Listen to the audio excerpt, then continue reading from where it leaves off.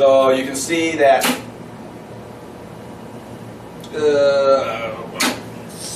on the cart. So you can see that it actually measures 750 volts just fine. Okay, and my cart's indicating that. Or actually, we're putting in about 660.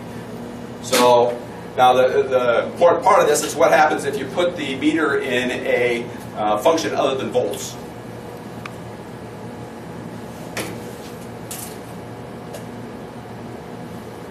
So in this case, I've selected an ohm circuit. Okay, so